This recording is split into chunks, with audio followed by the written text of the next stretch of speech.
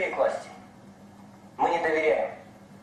Я спрашиваю, почему вы не доверяете? Почему недоверие такой к власти? Коррупционеры все. Давайте доказывать. И начинаются рассказы о том, что вот туда обратились, там никакой реакции нет и так далее. Но я, выслушав людей, как и вы всегда выслушиваете, скорее всего, решил просто посмотреть динамику. А статистика вещь такая упрямая, которая действительно нам ничего не даст, кроме голых цифр. 2008 год. 49% доверия к власти. 2012 год еще меньше. Это там, где проводятся масштабные глобальные предвыборные кампании, натянутые, то есть включаются все органы государственной власти и так далее. Может, это надо и доказывать, но если это истина, зачем ее доказывать? Это факт, это сегодня есть, и на это внимание необходимо обращать.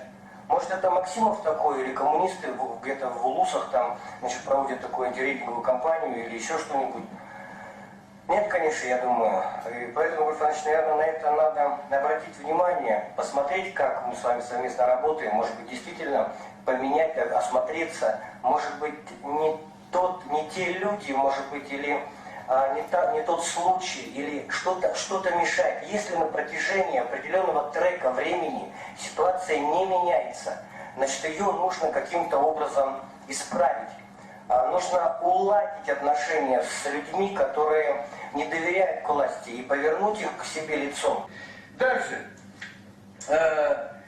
Егор у нас идет, постоянно говорит о борьбе с коррупцией и так далее, за эффективность власти и так далее. Об этом говорит наш лидер России, говорит Путин, о том, что надо сокращать. А мы что видим? У нас число чиновников каждым днем растет. То департамент еще какой-то появится, то стратегические агентства появятся. Любой, кто у нас чиновник, который сегодня, давайте будем говорить вещи своими именами, приближен Егора Францовича, обязательно получит портфель. И под него будут придумывать, обязательно будут придумывать какой-то должность.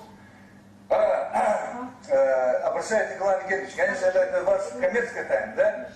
Я знаю, сколько сегодня в городе, вот ко мне друзья приезжают, Викус, говорят, у вас город миллиардеров, потому что у вас одни ландкраузеры, все 200-е.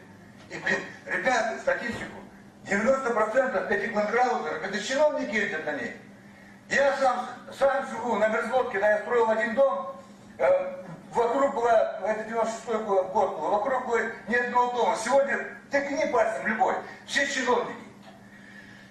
Вот Егор Афанасьевич сказал, что село мы сохранили. Егор Афанасьевич, мне очень жаль, вы, наверное, в селе, наверное, не бывает.